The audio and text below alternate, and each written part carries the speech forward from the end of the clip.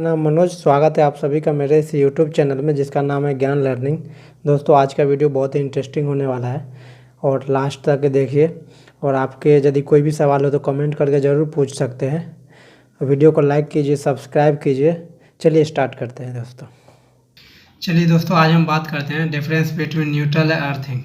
Neutral कैसे बनता है कि किसी भी ट्रांसफार्मर जैसे ये पीएसए से जैसे ये सप्लाई आता है, पीएसए से सप्लाई आ जाता है तो हमारे कॉलोनी में या फिर हमारे शहर में, हमारे आस पड़ोस में, हमारे गांव में, जहाँ पे भी आप पीएसए से जब पावर सब स्टेशन से जब सप्लाई आता है तो सपोज ये 11 केवी की सप्लाई यदि आता है तो एक डिस्ट्रीब्यूशन ट्रांसफार्मर के अंदर जाता है। डिस्ट्रीब्यूशन ट्रांसफार्मर के अंदर दो वाइंडिंग होता है, एक प्राइमरी वाइंडिंग होता है, सेकेंडरी वाइंडिंग होता है। प्राइमरी वाइंडिंग के अप्रॉक्स जो है ना 11 केवी का जब वोल्टेज आता है तो secondary winding, primary winding delta connection होता है और सेकेंडरी वाइंडिंग स्टार कनेक्शन होता है। डेल्टा कनेक्शन के साथ जब 3 वायर जाता है तो 4 वायर उससे निकलता है। अब स्टार कनेक्शन का जो मिड पॉइंट होता है सेकेंडरी वाइंडिंग का, तो उससे न्यूट्रल निकलता है, एक आर फेज, वो एक वाई फेज, एक बी फेज, और बीच का एक सेंटर पॉइंट जो है जिसमें 0 वोल्टेज जनरेट होता है, जिस कारण ये वोल्टेज जो है ना न्यूट्रल माना जाता है।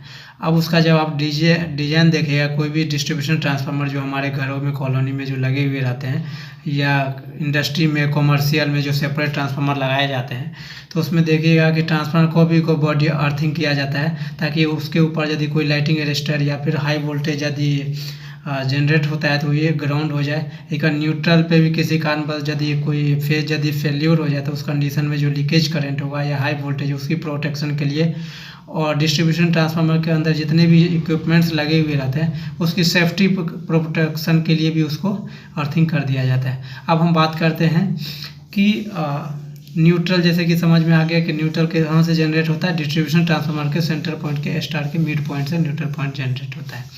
अब ये ट्रांसफार्मर का बॉडी अर्थिंग भी किया जाता है, जैसे बॉडी से एक जो है ना अर्थिंग कर दिया जाता है, इसका न्यूट्रल को भी सेपरेट अर्थिंग कर दिया जाता है। अब हम बात करते हैं, अब हम नेक्स्ट पॉइंट करते हैं कि अब न्यूट्रल पर का पहले हम सारा चीज़ देख लेते हैं। It is generated distribution transformer secondary winding star mid point 0 voltage, मतलब ये स्टार कनेक्शन के मिड पॉइंट से न्यूट्रल पॉइंट जनरेट होता है।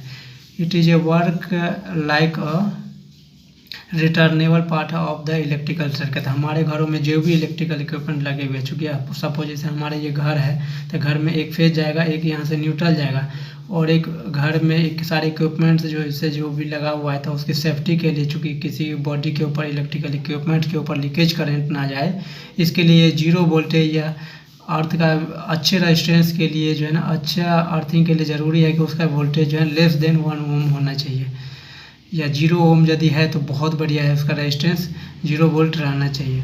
इसके बाद जो है ना उसको अर्थिंग किया जाता है। इस तरीके से हम जन होम का, आप जब सपोज जैसे इसके ऊपर 10 किलोवाट का लोड है, इसके ऊपर ये न्यूट्रल हो गया, इसके ऊपर 20 किलोवाट का लोड है, इसके ऊपर 25 किलोवाट का लोड है, तो लोड अनबैलेंस की वजह से जो है ना न्यूट्रल के ऊपर कुछ ना कुछ वोल्टेज जनरेट हो गया, जिस कारण जो है इसके ऊपर वोल्टेज आ जाने के कारण इस पर न्यूट्रल पे करंट आ जाता है, जिस कारण हमारे इक्विपमेंट्स पे कहीं ना कभी करंट आ जाता है। अब हम नेक्स्ट पॉइंट बात करते हैं, न्यूट्रल वोल्टेज शुड भी 0, इस पर 0 होना चाहिए तब तो और बढ़िया है। ये 0 इस पर वोल्टेज कब रहेगा न्यूट्रल पे, जब हमारा लीकेज करंट जो है 0 रहेगा, जब हमारा बैलेंस, जब ट्रांसफार्मर के ऊपर लोड जब बैलेंस रहेगा तो हमारे इस पर जो है वोल्टेज 0 रहेगा। लेकिन जब भी अनबैलेंस हो जाएगा लोड, उस कंडीशन में हमारे न्यूट्रल पे कुछ ना कुछ वोल्टेज लीकेज हो जाता है, जिस कारण हमें ट्रांसफार्मर के ऊपर जो है हमें घर पे अर्थिंग लगाने की ज़रूरत पड़ जाती है। एक बात नेक्स्ट पॉइंट है कि न्यूट्रल वोल्टेज शुड भी 0 होना चाहिए, but due to unbalancing load some current follow and voltage to neutral point, मतलब करंट फॉलो हो जाता है ड्यू टू न्यूट्रल अनबैलेंस की वजह से। नेक्स्ट पॉइंट है neutral of DTR body earthing all structure are also ground. क्योंकि मैं बताया कि DTR को फिक्स करने के लिए जितने भी स्ट्रक्चर होते हैं उसको सबको ग्राउंड कर दिया जाता है कि इन फ्यूचर में जब भी इसके ऊपर यदि लीकेज करंट है तो सारा ग्राउंड हो जाए।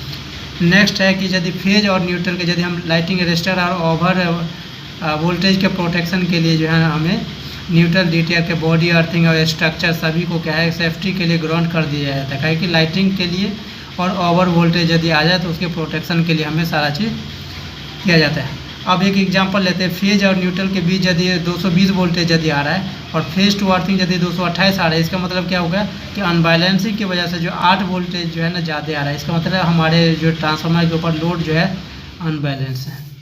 अब नेक्स्ट बात करते हैं कि अर्थिंग की बात। अर्थिंग का तार जनरली जो है ना ग्रीन कलर का होता है।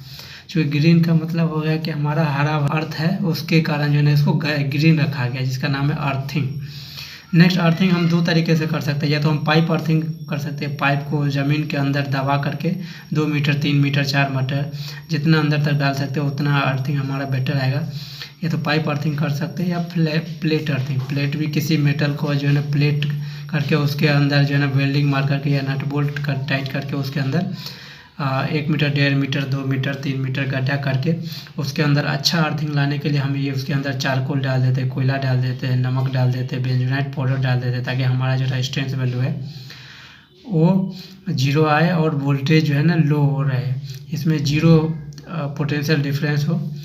इसके बाद ये मेनली जो अर्थिंग किया जाता है ह्यूमन सेफ्टी के लिए। सपोज हमारे जैसे घर में जैसे कोई प्रेस है, प्रेस के अंदर एक फेज आएगा, एक फेज आएगा, एक न्यूट्रल आएगा, लेकिन सपोज यदि ये लोड अनबैलेंस है तो जिस कारण क्या रिटर्नेबल पाथ में भी कुछ ना कुछ वोल्टेज सपोज जैसे जनरेट हो जाता है, तो उस कंडीशन में जो हम जैसे बॉडी को यदि टच करेंगे प्रेस को तो हमको करंट लग सकता है, लीकेज करंट। इसलिए हमको जो है ना एक साथ में एक अर्थिंग तार भी जाता है और उस अर्थिंग तार को कहीं पे जाके जो है हम अर्थ से हमें चिपका, चूँकि अर्थ ये वाले किसी न किसी अर्थिंग से ये किया हो रहा था, ताकि इसके ऊपर जो लीकेज करंट क्या हो जाए 0 हो जाए, ताकि हम इसको टच करेंगे तो हमको करंट नहीं लगे।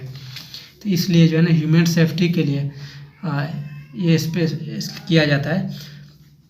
तब देखते हैं कि अर्थिंग क्यों किया जाता है। अर्थिंग क्यों किया जाता है? For human safety for the our electrical and electronics equipments. हमारे इलेक्ट्रिकल एंड इलेक्ट्रॉनिक इक्विपमेंट्स के ऊपर जो है हमें कभी भी जो है कि लीकेज करंट ना लगे, झटका ना लगे, तो उस कंडीशन उस पर्पज़ के लिए हमें जो है अर्थिंग करते हैं। घरों के अंदर कोई भी घर हो, बिल्डिंग हो, अर्थिंग जितना मजबूत रहेगा उसमें उतनी ज़्यादा सेफ्टी रहेगा। आजकल घरों के ऊपर भी देखते होंगे कि नुकीला तार टाइप का या नुकीला त्रिशूल टाइप का टांग देता है, ताकि जो है ना ओवर वोल्टेज प्रोटेक्शन के लिए या लाइटिंग के लिए ओवर वोल्टेज जब जनरेट होता है, बादल जब रहता है, तो उस कंडीशन में हमें सेफ्टी मिलता है। For good earthing resistance of the earth testing. यदि हमारा अर्थिंग है, इसका मतलब क्या है कि हमारा जो रेजिस्टेंस वैल्यू है लेस देन 1 होना चाहिए। एक 0 वोल्टेज यदि 0 ओम यदि मिल जाए तो और बढ़िया है, मतलब रेजिस्टेंस बिल्कुल लो होना चाहिए। वोल्टेज इसके बाद अप टू 3 ओम तक रेजिस्टेंस हो तो ठीक है। 1 से ऐसे 0 हो तो और बेटर है, लेकिन मैक्सिमम 1 से 3 ओम तक रहे, उससे ज़्यादा नहीं रहे। इट इज़ मेड फ्रॉम अर्थ। ये कैसे बनाया जाता है? ज़मीन के अंदर जब कोई भी चीज़ गाड़ करके जब तार खींचा जाता है तो उसको ही अर्थिंग बोलते हैं। Lighting and short circuit protection के लिए जो हमारे अर्थिंग का यूज करते हैं। और जब हमारा अर्थिंग इज वीक, हमारा अर्थिंग जब भी वीक हो जाता है तो इसका रेजिस्टेंस जो है ना 1 ओम हो, तो उस कंडीशन में वीक होने पर जो है ना हम कोयला, नमक, बेंजोनाइट पाउडर डालते हैं, ताकि हमारा जो है रेजिस्टेंस जो है ना उसका अर्थिंग जो है मजबूत करने के लिए हम उसमें ये सारी चीज़ डालते हैं। अर्थिंग ऐसे जगह किया जाता है जहाँ पे पानी का बहाव हो या फिर नमी वाला जगह हो, ताकि हमारा रेजिस्टेंस कम से कम मिल सके। और लास्ट तक वीडियो देखने के लिए धन्यवाद, और इस चैनल को लाइक करें, सब्सक्राइब करें। चलिए दोस्तों, मिलते हैं अगले वीडियो। Thanks for watching.